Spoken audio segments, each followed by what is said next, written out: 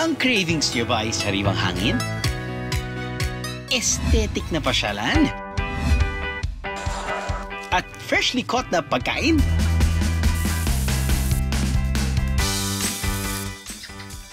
Definitely walang lansa, walang unpleasant aftertaste, sweet, crunchy, sarap ng ginger na aftertaste. O baka naman gusto nyo ng kakaibang adventure kasama ang mga lokal? Sometimes you just need to get your hands dirty. Yun yung pinakamalaking isda talaga, for sure. Na tinanggalan ko ng kaliskis, tapos chin-up ko. Yo! Let's G, Viejeros! Tara na't makipagkulitan kasama mga lokal ng Occidental Mindoro.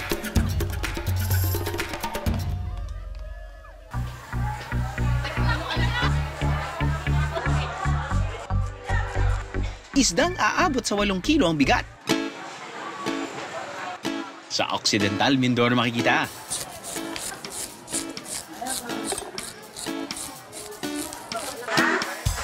Kung usapang yamang dagat, sagana ang Occidental Mindoro diyan. Dito sa palengke ng San Jose, mabibili ang mga naglalakihang isda. Pwedeng bilhin ng buo o ng kilo-kilo. Sa araw na ito, tutulong ako kay Ate Annalyn sa paghahanda ng kanyang mga paninda. Ang halos 8 kilong isda na ito na dulawan, kung tawagin, ako na ang bahala, Viejeros. Tatanggalin ko muna ang kaliskis nito. Yun yung pinakamalaking isda talaga, for sure. Na tinanggalan ko ng kaliskis, tapos chin-up ko. Grabe, napakatigas pala ng buto. Saka gigiltan. Yan. Tama po? Good lang, sir. Italas yan.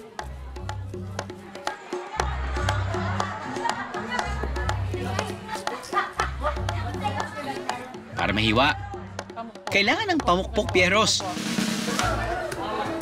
Yan, sir. Okay. Mukhang kailangan ko mag-call a friend, ah. Ate Annalyn, help! May style pala doon na kailangan yung pinakadulo muna on one side and then yung dulo naman on the other side. So parang one side first and then the other side first. Kailan po hinuli to? Kanina umaga lang.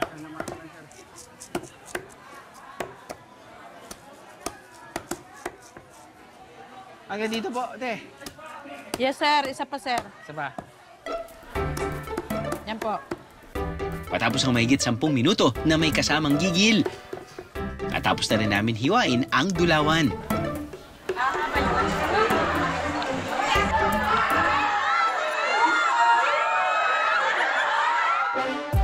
Isang klaseng isda ang dulawan na naninirahan sa malalim na parte ng dagat. Long line fishing ang teknik na ginagawa ng mga mangingisda para makahuli nito. Maglalagay muna ng pain sa dulo ng tali na may habang 50 hanggang 60 meters. At saka ito ilulubog sa tubig. Lalagyan ito ng buya bilang palatandaan.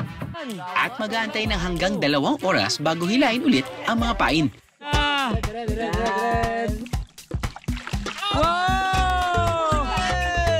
Dahil sa hirap ng paghuli ng isdang ito, naibibenta ni Ate Annalyn ang 1 kilo ng dulawan sa halagang 260 hanggang 280 pesos kada kilo. Depende sa panahon. Ang isang dulawan umaabot ng hanggang 10 kilo. Kada araw naman, nakabibenta sila ng hanggang 700 kilos ng iba't ibang isda. Kaya kung usapang expert sa paghiwa ng mga higanting isda, patak na si Ate Annalyn dyan. Kaya ako kaya, kamusta ang performance? Kailangan po talaga matyaga. Lalo na po sa pagkakaliskis. Kailangan po umpisa sa dulo. Kung bibigyan kita ng score, 8 ang ibibigay ko sa'yo. Kasi medyo alanganin pa. Kasi baguhan pa lang sa pagkaliskis. Not bad. Hayaan mo, Ate Annalyn. Pag-iigihan ko pa ang paghihiwa ng isda ngayong 2025. Pero sa ngayon, sasadya muna tayo sa Mangarin River, dito pa rin sa bayan ng San Jose. Napag-alaman kasi namin na may pwede raw i-harvest sa mga puno ng bakawan na ito. Hindi prutas, ha? Kundi itong mga suso na sihi kung tawagin nila. Dito lang, sir,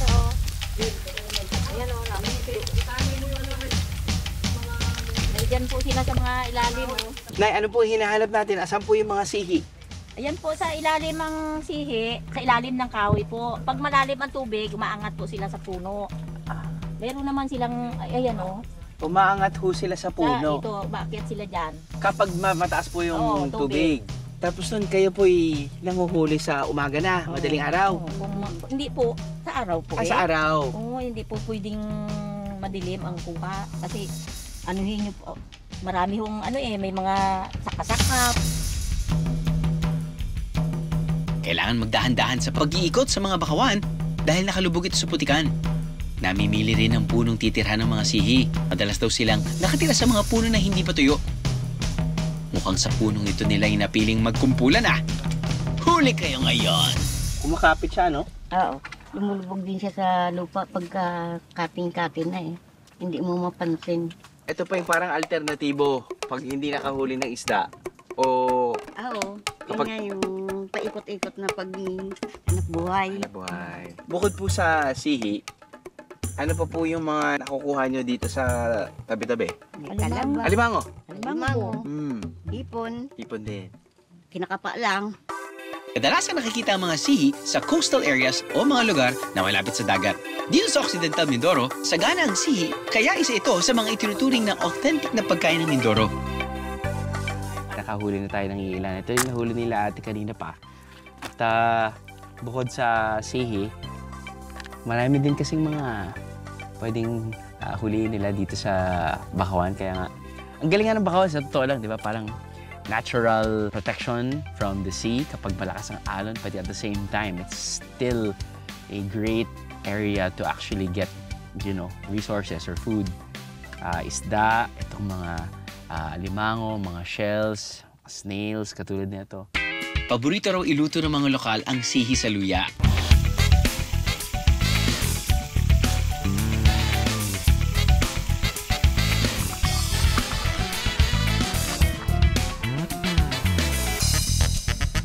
Tikman na natin.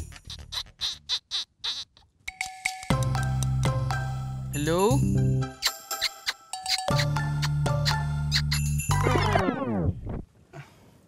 Nay, Sir, hindi po ganyan sir, hindi sinisip-sip yan, sir. paano po? Tinutusok po ng Tinutusok!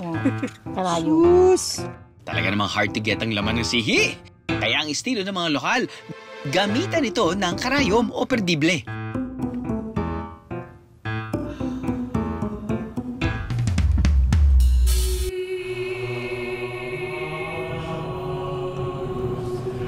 Ba't kinain niyo po ulit pati balat? Hindi po ito? Pati balat po, ba't kinain niyo? Ito po yung kakainin? Oo, yung laman lang po.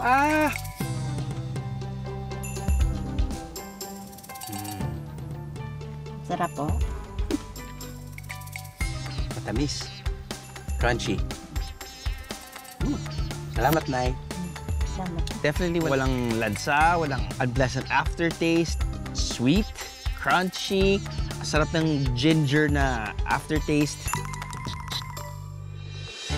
Anumang panahon, welcome ang mga turista rito sa Occidental Mindoro. Mapa-nature tripping man ang gusto o staycation with the fam.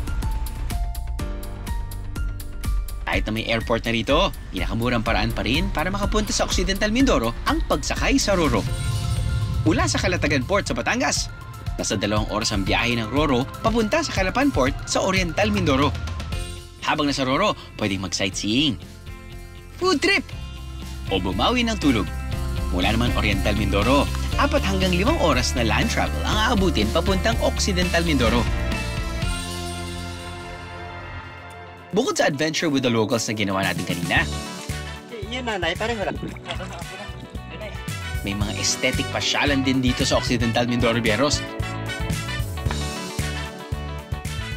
Katulad na lang ng farm nito sa barangay San Isidro. Ang kanilang flower garden, bentang-benta sa mga turista. Meron ding pick and pay para sa mga prutas na napapanahon. Ngayong buwan ng Enero hanggang Mayo, mga langka at kakao ang pwedeng pitasin dito, Bieros. So ang gusto po namin i-highlight dito sa farm Unang-una ay ang mga tao po namin ay na-empowered namin. From a typical farmer, naturuan namin sila kung paano mag-graft, na kung anong klaseng flowers, kung anong klaseng mga fruit trees. No, yun po na nagkaroon ng impact sa community. Kami rin po ang kauna-unahang naging flower farm sa buong province ng Occidental Mindoro. Buong puso rin daw nilang ipinagmamalaki ang kanilang mga halo-halo na may iba't ibang flavor. Bukod sa may halo itong fresh fruits, may unique flavors din sila tulad ng sili, durian, at avocado. Talagang binabalik-balikan ng aming mga guests kahit saan sila galing sa kakabilang side ng Mindoro, pati itong mga sa Occidental Mindoro. Paulit-ulit lang po sila bumabalik dito dahil talaga naman po napakasarap ng aming halo-halo. Mabibili mula 80 pesos hanggang 200 pesos ang mga halo-halo, depende sa size at flavor. Biyero tip, pumunta rito kapag palubog na ang araw. Perfect sunset spot ang maabutan nyo. Bukod sa magagandang tanawin at masasarap na pagkain, may iba pang pambato ang Occidental Mindoro para sa mga gustong bumisita. Mga lokal kasi ng San Jose ang isang grupo na nakabingwit sa puso ng mga tao online. Meet Team Harabas, ang grupo ng mga mangingisda na loud and proud from Occidental Mindoro. Mula sa paghuli sa palaisdaan, putikan, Lubog na! dagat, Aroy! Ganso! hanggang sa pagluluto at pagmumukbang ng mga ito. Hook na hook ang kanilang followers. Sa ngayon, may mahigit na 2 million followers na sila sa kanilang social media platforms at nasa lagpas 628 million views na ang kanilang main YouTube channel. Sa araw na ito, nabutan namin sila sa Mangarin River na nanguhuli ng Malabanos eel. Sa unang tingin, malaahas ang itsura nito na mas mahaba pa sa tao. Pero hindi ito ahas beheros. Isa itong klase ng igat na nakikita sa mga ilog na konektado sa dagat o sa mga mangrove forest. Humahaba ito ng hanggang 14 feet at pwedeng kainin. Para makahuli ng Malabanos, kakapain muna ang ilalim ng ilog para maghanap ng butas kung saan sila nakatira. May naharap na tayong butas ng Malabanos, so papain natin yung ating kawel ng tilapia. Kailangan secure natin mabuti yung ating pain para pagkagat ng Malabanos, hindi niya mahatak yung pain. Pag may pain na, papasok sa butas sa bahay ng Malabanos. Isasagad natin yung ating kamay, tabaw natin ng gusto. Kasi malalim ang butas ng Malabanos, kailangan isagad natin siya para yung pagpasok natin ng pain ay sigurado makakagat niya. Subukan natin.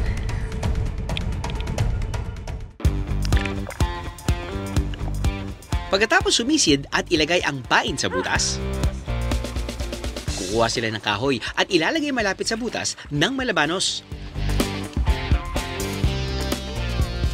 Natin ikakabit yung ating lubid para kung mahatak man siya ng Malabanos ay hindi siya mawawala. Lalagyan din ng putik ang lubid. Pag tayo lumagsak, sabihin, kumagat ng Malabanos, hatak yung ating lubid. Para sigurado, uulit-ulitin ang proseso nito sa ibang bahagi pa ng ilog.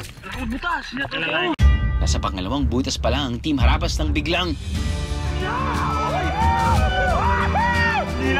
Pero kahit pasenyalis ito na kumagat na ang Malabanos, kailangan pa rin daw maghintay ng 3 hanggang 5 minuto. Sa ngayon kasi, yung paghila niya na yun, kagat-kagat niya lang yun. Hinihila niya pababa sa butas. So hintayin natin na kainin niya muna at malunok yung sima bago natin yung hatakot. Pero matapos ang paghihintay, Sinukan niya. Tingnan niyo, putol ang ulo. Matalino to. umabot sa mahigit 1 dosenang pain ang tinanim nila rito sa Mangarin River. Pero matapos ang 2 oras na paghihintay, wala pa rin ni isang Malabanos ang kumagat sa mga pain. May mga butas kasi minsan yung pinag-iwanan. Pinag-iwanan na ng Malabanos. Maging matagumpay kaya sila sa paghuli ng Malabanos? Sa pang-araw-araw namin paghuhuli dito, hindi rin kami sigurado kung makakahuli kami o hindi.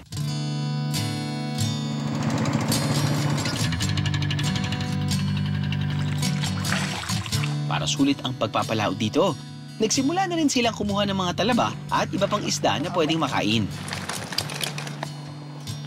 Sinimulan na rin nila itong lutuin para pagkain habang naghihintay. Pero habang nagluluto, may pain na raw na nalaglagan ng putik. Dahil mukhang malaki ang malabanos, kailangan na rin umakyat sa bangka para mas may puwersa ang paghila. Yun! Success ang panguhuli sa malabanos, biyeros! Kahit na halos kasing haba na ito ng tao, katamtaman lang daw ang laki nito. Sa mga season ng mga ang malabanos, malalaki talaga ang nahuhuli namin, tapos marami. Ngayon, medyo hindi tayo ganong pinagsinuwerte, kaya kahit paano nakaisa tayo. Ang paghuli ng malabanos, ilang ulit na rin nila pinost sa kanilang YouTube channel. Pero tila isa ito sa mga paboritong panoorin ng kanilang followers dahil pumapalo pa rin sa milyong-milyong views tuwing mag-upload sila nito. Tama ang ipin niya, no? Pangwara talaga ng kamay yan pag yan ay nakagat ka. Marami na ring luto ang nasubukan nilang gawin sa malabanos. Ano? Oh. Pero para sa atin, sweet and sour ang naisip nilang gawing luto rito.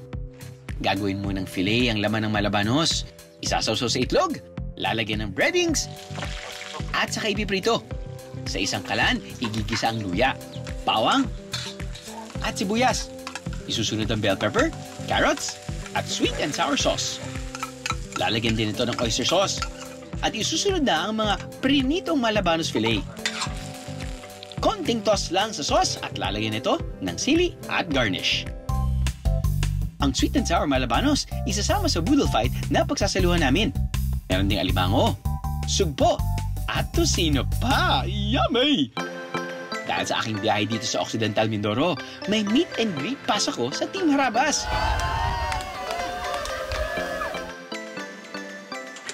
Freshly caught food. Hindi tayo aatras sa ganyan, biyeros. O paano? Panoorin nyo na lang muna kaming kumain, ha? Balik tayo sa Team Harabas ng Occidental Mindoro. Para sulit, dito sa Matangkob River kami magkukentuhan. Isa rin daw ito sa mga lugar na pinupuntahan ng grupo nila. Kita nyo naman, may picturesque view ng mga natural rock formation na makikita sa paanan ng mountain range sa Sitio Imok. Ang the best gawin dito, mag-rent ng mga floating cottage habang kumakain at ini-enjoy ang napakasariwang hangin. Kwentuhan nga tayo kung saan nga ba nagsimula ang Team Harabas? G? Actually, yung Harabas ay code name ko siya. Kumbaga, ang Harabas kasi is slang term ng ano eh, na pwede kahit saan. Pwede ka saan? Anytime, anywhere? Yes. Okay. Kumbaga, kung yan yung tsinelas, gamitin mo yan, pang Harabas na yan. Yung tipong gano'n. Correct. May 11 miyembro ang Team Harabas na kadalasang nakikita sa vlogs. Ipman, Mr. Bugs, Pongloy, Dalaman, Senyor Harabas, Oikid, Unyok, Matt, Mr. Nice Guy, Rabons, Rabe, Daddy D, Harabas. Kami ang Team Harabas! Nagsimula talaga kayong mangingisda? Mangingisda, magsasaka po yung family namin, background ng family namin. Nagka-cutting classes pa ako dati para makapag-fishing, ano? Kala nung nanay at tatay ko, sa school ako, yun pala. Absent ako, nangangapa ng isda. Hindi pong ganun ba? Okay. Ganun ko siya kagusto. Ang totoo niyan, mga kapatid ni Jeff, aka Harabas, ang ilang miyembro ng Team Harabas. Nagsikap ang kanilang mga magulang na pagtapusin silang lahat sa pag-aaral. At bago mapunta sa vlogging, nagtrabaho muna silang magkakapatid sa iba't ibang panig ng mundo. Ano ako, by profession, accountant. Accountant? Yeah. CPA ka talaga? Hindi pasado yung CPA, pero But still, pares accountant kami ng misis ko. Okay. Then, nag-abroad kami for 4 years. So, accountant din. Sa Tapos, Dubai. Sa Dubai. Bumalik sila sa Pilipinas nang maisipan na gusto na nilang bumuo ng pamilya. Medyo unfortunate. Nakunan kasi siya. And then, nung nakabuo ulit kami, kailangan bed rest. Medyo maselan, kaya umuwi kami. Umuwi kayo. Then sabi ko, kung uuwi tayo, gusto ko yung kakaiba naman yung gawin natin. Kasi medyo nakaka-burnout yung pagiging ano. So, medyo na-stress kayo sa medyo na-stress kami doon. trabaho niyo doon sa Dubai? Yes, sa Dubai. Pagka-uwi ng Pilipinas, naisip ni Jeff balikan ang kanyang first love, ang pangingisda. Hindi kaya isang kamay ay. Pero this time, naisipan niyang i-vlog ito. What's up mga kaharabas? Sa episode na to, samahan ninyo kaming manghuli ng malabanos. Before pa lang po ako umuwi dito, nung nasa Dubai pa lang ako, 5 months before, planado ko na siya. Okay. Planado ko na yung kung ano yung gagawin. May master plan ka na kumbaga. Na content. Okay. Kung ano yung mga equipment na Alam kailangan ko. mo ng asawa mo yan, malamang. Yes okay, po. okay. Kasi sa kanya humingi ng budget eh. So talagang hindi mo sinimulan na, sige, shoot lang natin to. Talagang Hindi. inisip mo, pwede Yes. natin pagkakitaan to. Yes po, talagang pinlano ko siya. Doon pa lang kami sa Dubai. At first, 3 lang kami, kapatid ko at saka pinsan ko. And then after a month, nagdagdag ako ng mga kasama. And after a year, yan na, kumpleto na kami. Ay, wala tayong panali dito. Umabot ang 7 buwan bago na-monetize ang kanilang video sa YouTube. Ngayon, umaabot na sa 6 digits ang kinikita nila kada buwan. Since gusto naman namin yung ginagawa namin, tapos nandiyan lang naman yung ilog, yung dagat available, hindi po kami masyadong pressure eh. Actually, before nga, every 3 days yung upload namin. And then, naghanap yung mga viewers namin na sila yung nag-request actually na gawin daily. So ngayon po naka-daily kami. May hatian na rin ang grupo nila. Mayroon kaming team ilog, team dagat. Okay. Yung team dagat, yun yung mga kin sa yun yung mga gusto sa dagat talaga. Okay. At yung sa mga ilog, yan, yung kuya namin, yung mga hindi masyadong trip yung dagat ba. At saka yung bayo ko na hindi marunong lumangoy. Sa ilog lang yan sila.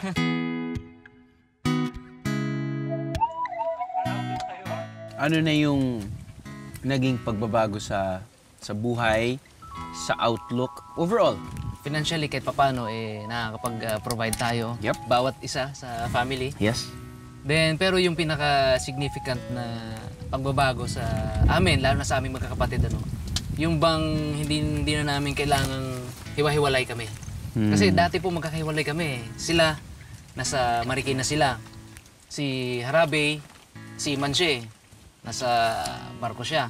Ilang buwan yan? A year, di ba? Yes po. So, ngayon nagbo-vlog kami. So, magkakasama kami. So, na hindi namin kailangan na, alam mo yun, naka-focus na lang kami sa vlog kasi. So, magkakasama kami. Yun yung isang magandang nangyari dito sa pagbo-vlog namin. Pati ang maganda na okay kayo. Dahil marami din tayong kakilala na hindi sila okay, lalo na pag matanda na sila, tapos pinag-uusapan yung pera. Pero importante yung pagdating sa ganyan, mas nagiging solid pa kayo as family. O ha? Sino mag-aakala na ang mga content creator nito na binabahagi ang kanilang payak na pamumuhay sa probinsya, may literal na solid brotherhood pala. Nice one, team. Nakatikim na ba kayo ng lechong manok pero tosino? Uy, parang pwede, no? Meron yan dito sa Occidental Mindoro. Dinadayo na rin siya ng mga turista, kaya naisip namin bakit hindi natin gawing lasang tosino yung buong lechong manok. Ang buong chicken tosino lechon, mabibili ng 320 pesos. At 165 pesos naman para sa kalahating manok. Yung gamit naming timpla sa aming lechong manok ay pareho sa tosinong San Jose. Narinig niyo na yung chicken tosino? Siyempre. Narinig niyo na yung lechong manok? Siyempre. Pero narinig niyo na ba ang chicken tosino lechon? Well, subukan natin yun yan. Buhay na buhay pa. Aha! Yun nga yan. Yun yung naisip ko din eh. So, isipin nyo, ang paborito yung lechong manok, pero naging mas matamis. So, kapag mahilig kayo nga sa tosino at gusto nyo ng, I guess, healthier alternative dahil nga nilechon siya. Sabi nila, di ba, kapag processed food, ingatin mo yan. Pero, lechon manok. Marinated ng tosino, matamis. Huh? Alright. Pagtsatsaga. Mula sa paghuli na pagkain hanggang sa mga adventure na tatahakin. Basta may tiyaga, may magandang kalalabasan. Tulad ng biyaheng ito sa Occidental Mindoro. Mahaba-haba man, nang dahil sa mainit na pagtanggap at pakikisalamuhan ng mga lokal, talagang sulit pa rin.